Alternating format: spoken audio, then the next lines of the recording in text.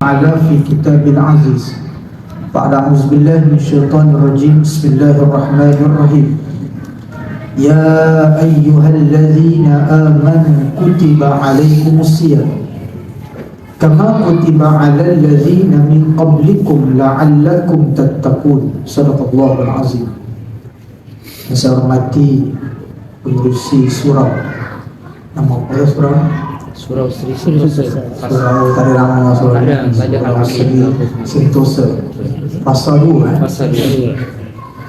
Saya hormati Imam Bilal Ali Jatan Kuasa, muslimin dan muslimat yang dirahmati oleh Allah Subhanahu wa taala sekalian. Pertamanya marilah kita merafakkan syukuran kepada Allah Subhanahu wa taala dengan setinggi-tinggi syukur. Sehingga pada saat ini Allah Subhanahu wa taala masih mengizinkan kita untuk sama-sama kita mengecap nikmat kita berada di dalam bulan Ramadan yang penuh dengan keberkatan.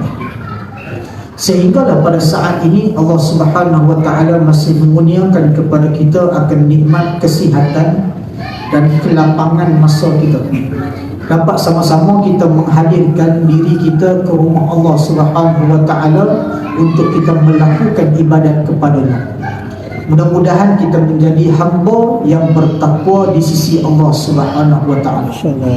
Seperti mana ayat yang saya bacakan sebentar tadi, kata Allah Subhanahu wa taala di dalam surah Al-Baqarah, ya ayyuhallazina amanu, wahai orang-orang yang beriman, kutiba alaikumusiyam, difardukan ke atas kamu berpuasa, kama kutiba alal ladzina min qablikum, sama macam mana telah kami fardukan ke atas umat sebelum daripada kamu, la'allakum tattaqun, mudah-mudahan kamu menjadi orang yang bertakwa.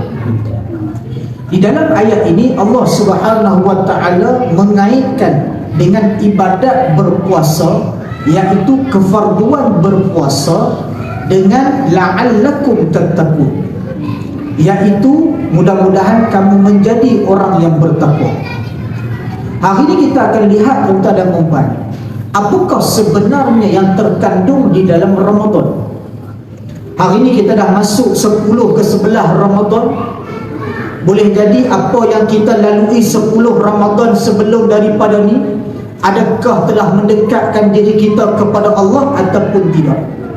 Hari ini kita akan tengok, malam ni kita nak tengok apakah sebenarnya yang terkandung di dalam Ramadan itu. Allah Subhanahu wa taala mengaitkan ayat Al-Quran tadi dengan fadilat kita berpuasa dengan kita menjadi insan yang bertakwa. Puasa Ramadan ini tak sama macam puasa sunat bulan biasa. Bulan biasa kita boleh berpuasa sunat Isnin dan Khamis. Bukan dalam bulan Ramadan kita boleh berpuasa pada hari-hari putih. Tetapi puasa sunat itu tidak sama seperti mana puasa Ramadan. Sebab itu Allah Subhanahu wa taala kaitkan dengan amalan dan kefarduan berpuasa di dalam bulan Ramadan itu seperti mana yang disebutkan dengan insan yang bertakwa. Sekejap lagi kita akan tengok pada penghujung dan kita akan nampak kenapa Allah Subhanahu wa taala sebut tentang insan yang bertakwa. Yang pertama ni tuan-tuan, apa yang perlu kita tahu tentang Ramadan? Dalam Ramadan ni yang pertama, iaitu Allah Subhanahu wa taala turunkan rahmat. Kata Nabi SAW, awwaluha rahmah. Ramadan ni 10 pada permulaan adalah rahmat Allah Ta'ala. Rahmat Allah Subhanahu wa ta'ala turun mencurah-curah. Sejak itu daripada ketika mana kita berada di dalam Ramadan, ketenangan yang kita hadapi ketika mana berada dalam Ramadan tak sama macam mana ketenangan kita berada di dalam luar Ramadan. Kebahagiaan yang kita kecapi ketika mana berada dalam Ramadan tak sama macam mana kita kecapi kebahagiaan di luar daripada Ramadan. Asbab kerana apa? Kerana rahmat Allah. Nabi SAW sebut permulaan 10 yang pertama itu adalah rahmat. Wa awsatuha maghfirah. Yang kedua iaitu 10 yang kedua itu pertengahannya adalah pengampunan. Wa akhiruha itqum minan nar. Dan pengakhiran 10 malam yang terakhir itu adalah apa? Pembebasan daripada api neraka. Allah Subhanahu wa ta'ala mengaitkan macam mana cara kita nak mengecapi maksud di sebalik ketakwaan kepada Allah Ta'ala melalui fadilat Ramadan. Kemudian yang kedua, apa yang terkandung di dalam Ramadan? Dalam Ramadan ini terkandungnya pengampunan dosa. Kita dah masuk kepada fasa yang kedua, iaitu 10 malam pertengahan yang Allah Subhanahu wa ta'ala nak kurniakan kepada kita pengampunan dosa.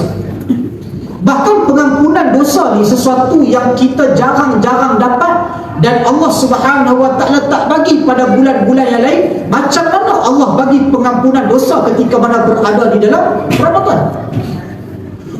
Ketika mana kita berpuasa, tuan-tuan dan puan, saya nak bagi tahu kepada tuan-tuan dan puan, berpuasa ni adalah satu-satunya amalan yang ketika mana start saja puasa, kita bermula dengan 100% pahala. Amalan-amalan yang lain tak bermula dengan 100%. Solat, kalau kita tak solat, kita tak dapat pahala. Baca Quran, kalau kita tak baca Quran, kita tak dapat pahala. Ketika mana kita nak bersedekah, kita start bersedekah, baru kita dapat pahala. Kalau kita tak bersedekah, tak dapat pahala. Tetapi amalan berpuasa ni bermula saja daripada pagi, lepas daripada sahur, berkumandangnya azan subuh, bermulalah kita berpuasa. Dan saat pada ketika itu pahala kita 100%. Allah tak mulakan amalan berpuasa dengan kosong, tetapi Allah mulakan amalan berpuasa ni daripada 100 pahala. Kemudian ia boleh berkurang dan berkurang dan berkurang, bergantung kepada kita. Lepas pada sembahyang subuh saja, tiba-tiba kita pergi 4 orang, kurang apa? Lepas daripada kita tengah hari, kita pergi berkumur banyak sangat, lama sangat, agak-agak kering tekak ni kan. Ni kan musim panas. Musim panas, dia kata nak basah tekak kan, dia masuk bilik air, dia gogok, dia buang, dia gogok 3-4 kali dia gogok. Dia tak tahu yang tu boleh mengurangkan pahala puasa. Tidur yang berpanjangan boleh mengurangkan puasa. Amalan berpuasa ni bermula daripada 100, dan ia boleh berkurang dan berkurang sehinggalah ketika mana kita berpuasa, ketika mana kita berbuka puasa, kata Nabi SAW, boleh jadi daripada kalangan kalian ini akan ada yang ketika mana waktu berbuka tidak lain tidak bukan hanya dia merasakan lapar dan juga dahaga sahaja. Maksud dia apa? Dia tak dapat pahala. Daripada awal saja 100 tadi berkurang dan berkurang, akhirnya ketika mana berbuka pahalanya kosong. Tetapi ada satu perkara yang ketika mana berada di dalam bulan Ramadan, kata guru saya, satu benda yang tak akan berkurang, iaitu apa? Pengampunan dosa. Pengampunan dosa di dalam bulan Ramadan tak akan berkurang. Bahkan Allah Subhanahu wa ta'ala akan tetap mengampunkan dosanya. Seperti mana kata Nabi SAW dalam satu hadis. Kata Nabi SAW, "Qad ja'akum syahrun mubarak." Telah datang kepada kalian bulan yang penuh dengan keberkatan. Tuftahul abwabul jannah, dibuka segala pintu-pintu syurga. Wa ughliqu abwabun nar, dan ditutup segala pintu-pintu neraka. Maksud dia apa? Allah Subhanahu wa ta'ala nak bagi tahu pada kita, masuk saja Ramadan, jangan ada daripada kalangan umat aku, hamba-hamba aku ni yang terlepas masuk dalam neraka. Bahkan guru saya dia mengungkapkan perkataan, masuk saja Ramadan tidak ada neraka di sini. Sebab apa? Allah Subhanahu wa ta'ala tutup pintu neraka. Sayang dan pemurahnya Allah Ta'ala ni nak bagi kepada kita berkesempatan untuk ibadat. Wasufidati syayatin, dibelenggu segala syaitan. Itu yang sampai hari ni kita boleh beramal ibadat. Betul tak? Yang hari ni kadang-kadang sebelum daripada ni muka tak pernah datang masjid, tak pernah datang surau kan, tiba-tiba Ramadan boleh nampak muka dia. Betul tak? Sebab apa? Sebab Allah Subhanahu wa ta'ala datangkan berkat dalam Ramadan. Benda yang ketiga ni. Yang ketiganya, Ramadan ni ada apa? Berkat. Berkat tu maksud apa? Bertambah-tambah amal. Satu orang yang ketika mana sebelum daripada Ramadan dan semasa berada di dalam Ramadan, sama tak amal dia? Tak sama. Orang tanya saya sama tak? Tak sama. Kerana apa? Ramai daripada kalangan kita, asbab kerana berkatnya Ramadan, sebelum daripada Ramadan dia tak pernah datang solat berjemaah. Asbab kerana datang Ramadan, Allah Subhanahu wa ta'ala belenggu segala syaitan, dia boleh datang untuk solat berjemaah. Sebelum daripada Ramadan dia tak boleh nak baca Quran, tetapi ketika mana masuk saja Ramadan, dia boleh duduk bertadarus di dalam Al-Quran. Duduk tadarus baca Quran dengan kawan-kawan yang lain yang kadang-kadang kita tak kenal pun, padahal duduk sebelah jiran rumah kita, tak pernah datang bertegur siapa, tetapi ketika mana Ramadan kita boleh buat benda tu. Asbab kenapa? Berkat Ramadan. Sebelum daripada Ramadan kita susah nak bersedekah, tetapi asbab datang Ramadan kita tiap-tiap hari duk bersedekah. Kerana apa? Berkat. Sebab itu berkat Ramadan ni tidak terdapat di dalam bulan-bulan yang lain yang Allah Subhanahu wa taala letakkan dalam. Ramadan sahaja yang Allah Subhanahu wa taala bagi benda ni. Rugi siapa yang tidak merebut ketika mana dia berada di dalam Ramadan. Yang ketiga, yang keempat, apa yang terkandung di dalam Ramadan? Dalam Ramadan ini adalah bulan latihan. Allah Subhanahu wa taala menjadikan Ramadan ini sebagai madrasah. Kita ada anak-anak, kita hantar anak pergi madrasah. Sebagai contoh, mungkin ada anak tuan-tuan yang tuan-tuan hantar pergi sekolah tahfiz, pergi madrasah. Kita duduk di madrasah, kita duduk di tahfiz, kita dilatih. Tanya anak-anak, mungkin kita mak dan pak tak dilatih, duduk di rumah tidur. Tapi anak-anak duduk di mahat ni, duduk di madrasah, dilatih. Pukul 5 pagi kena bangun solat tahajud. Kemudian Isnin Khamis dilatih supaya berpuasa sunat. Lepas daripada subuh dilatih supaya bersedekah subuh. Kemudian duduk di tahfiz, duduk di mahat, memperbanyakkan baca Quran. Dilatih supaya kita tidak mengumpat kawan-kawan. Ini semua adalah apa? Latihan ketika mana kita berada dalam madrasah, berada di dalam ma'had ni. Sama macam mana Ramadan.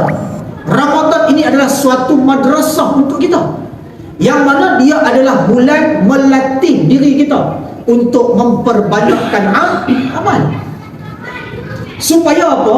Supaya kita keluar, kita mencapai tahap yang disebut oleh Allah Ta'ala di dalam ayat yang kita bacakan pada permulaan tadi, iaitu la'allakum tattaqun. Mudah-mudahan kamu menjadi orang yang bertakwa. Asbab kenapa Ramadan? Sebelum daripada Ramadan kita susah nak baca Quran, masuk saja Ramadan kita baca Quran. Supaya kita keluar daripada Ramadan, kita tetap baca Quran. Sebelum daripada Ramadan kita susah nak datang solat berjemaah. Asbab datang saja Ramadan, kita boleh datang solat berjemaah. Supaya lepas daripada Ramadan, kita keluar daripada Ramadan, kita boleh istiqamah untuk datang ke masjid solat berjemaah. Sebelum daripada Ramadan kita payah nak bangun tahajud malam. Kata nak suruh qiyam, saya ni ustaz jenis keturunan tak bangun qiyam. Saya jenis keturunan tak bangun qiyam, tapi qiyam mulai boleh pula datang. Itu bukan keturunan dah. Qiyam mulai itu ketika mana tarawih itu sudah dianggap kita berqiyam. Kita duduk sama dengan imam. Hadis Nabi SAW, kata Nabi SAW, barang siapa solat tarawih ini bersama dengan imam hingga ke akhirnya, imam tarawih dia tarawih, imam witir dia witir, baginya pahala satu qiyam. Iaitu apa? Dia solat sepanjang malam. Ni hari ni dah dapat dah satu pahala, satu qiyam ni. Yang selama ni keturunan tak pernah bangun qiyam tu, hari ni datang tarawih boleh dapat pahala satu qiyam. Maksud dia apa? Dia boleh bangun. Allah Subhanahu wa taala sedang melatih kita. Lepas saja kita keluar daripada Ramadan, kita duk bertarawih ni, lepas saja kita habis bertarawih, kemudian habis saja Ramadan, kita boleh berdiri untuk kita solat. Tuan, siapa sini? Saya tak nak tanya lah, tak nak tanya, pom-pom tak angkat tangan. Okay, tak buat. Saya tanya, saya jawab senang. Okay, kita biasa bangun malam. Saya tahu ada perkalangan tuan-tuan yang bangun malam. Kita bangun malam, paling kurang kita solat berapa rakaat? 2 rakaat. Nabi SAW malamnya solat berapa rakaat? Berapa? 11 rakaat. Nabi solat 8 rakaat sunat tahajud, kemudian tutup dengan 3 witir. 11 rakaat. Ni kita buat tadi berapa rakaat? Sebelah. Tak sama ke macam kita berkiam sama macam Nabi? Kita duk kata kita tak boleh buat, kita tak boleh bangun lah ustaz, saya jenis payah. Tapi ketika mana lepas daripada solat Isyak, kita mengerjakan solat tarawih, kita berwitir, sama seperti mana kita berkiam. Sebab apa Allah jadikan tarawih itu? Sebab Allah nak melatih kita. Ketika mana 30 hari kita boleh bertarawih, kita boleh berwitir, keluar sahaja daripada Ramadan, insya-Allah tuan-tuan boleh bangun malam. Tuan-tuan boleh bangun malam. Tapi kalau tak boleh bangun juga, cek diri sendirilah. Apa yang ada dalam diri kita sampai tak boleh bangun. Tapi selalunya orang yang tak boleh bangun ni 10 malam lah pun tak nampak muka dah. Jenis tak nampak muka dah. Habis kan? Orang yang boleh kekal 30 malam, percayalah cakap saya, insya-Allah dia boleh bangun malam lepas keluar daripada Ramadan. Sebab apa? Allah sedang melatih kita. Tak boleh baca Quran, kita baca Quran dalam Ramadan, kita keluar kita boleh baca Quran. Sebab apa? Allah Subhanahu wa taala meletakkan Ramadan itu sebagai bulan untuk melatih diri kita. Senang saya bagi contoh, nak bagi tuan-tuan faham. Satu orang yang nak jadi polis. Satu orang nak jadi polis, ada polis ni, ada. Satu orang yang dia nak jadi polis. Sebelum dia diserap masuk menjadi polis, dia kena masuk mana? Pulapol. Dia kena masuk pusat latihan polis. Di pusat latihan polis, dia di training selama 6 bulan. Supaya dia keluar daripada pusat latihan polis, dia diserap masuk menjadi polis di Raja Malaysia, dia sudah cukup latihan dan juga dedikasi serta disiplin yang tinggi untuk menempuh dunia polis. Jadi dia masuk 6 bulan di training, dilatih. Masuk dalam Pulapol, dia tak boleh buat sembarangan. Masuk saja kena tinggal semua dunia-dunia luar. Betul tak? Nak tengok bola tengah-tengah malam tak boleh. Betul tak? Nampak saya nak keluar pergi mana? Pergi tengok bola. Mana boleh? Duduk dalam camp Pulapol tak boleh tengok bola. Nak makan pun kena kontrol. Nak makan pun tak boleh. Selagi tak diberi keizinan tak boleh makan. Duduk walaupun depan kita ni makanan tak boleh makan. Okey, yang komandan kata boleh makan, baru kita makan. Kerana apa? Nak mendisiplinkan kita dengan arahan. Allah Subhanahu wa taala sedang mendisiplinkan kita dengan Ramadan. Dulu dalam Ramadan, sebelum daripada ni, perut kita ni kerja nak melantak makan saja. Mana tak makan? Pagi dah makan, pukul 11 makan pula, tengah hari makan sekali, pukul 3 pula minum petang, pukul 5 lagi minum teh lagi, kemudian pukul 8 makan pula, kemudian pukul 11 sapa lagi. Jadi tak berhenti pusingan perut kita duk makan. Tetapi Allah Subhanahu wa taala sedang melatih perut kita ni ketika mana berada di dalam bulan Ramadan. Sebab itulah Allah Subhanahu wa taala meletakkan Ramadan untuk dijadikan bulan tarbiyah, supaya apabila kita keluar sahaja daripada Ramadan, kita sudah bersedia untuk menempuh kembali dunia yang penuh dengan kefanaan ini.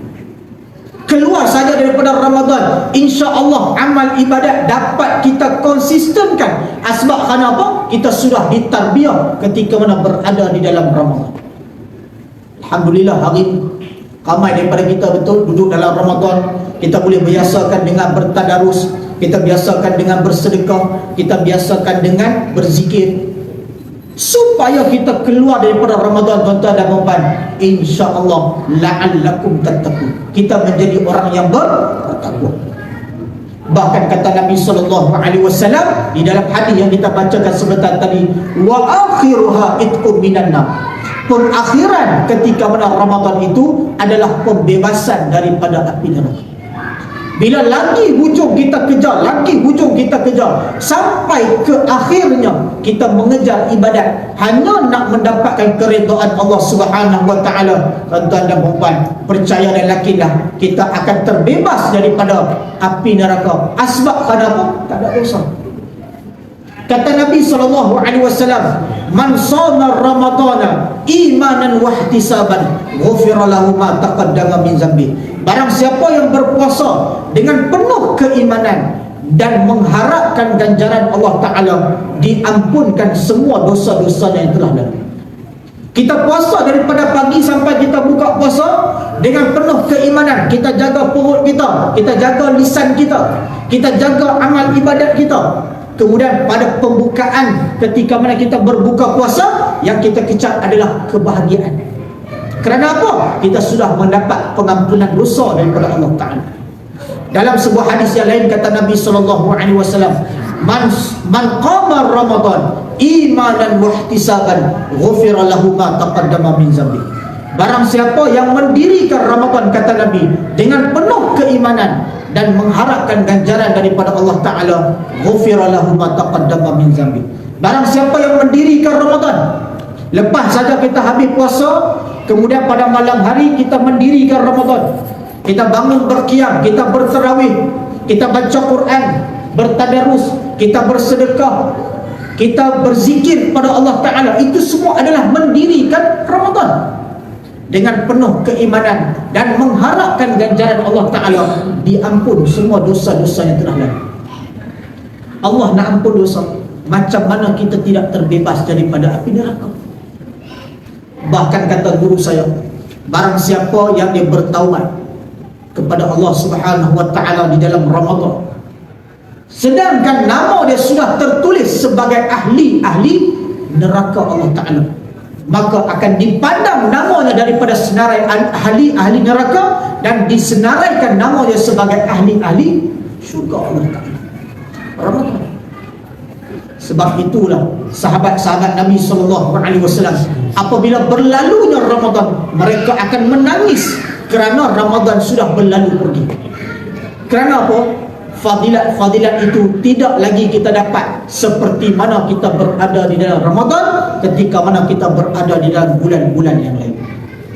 Jadi tuan-tuan dan puan-puan dirahmati Allah Subhanahu wa Ta'ala, kejarlah Ramadan yang ada pada kita hari ini sekarang.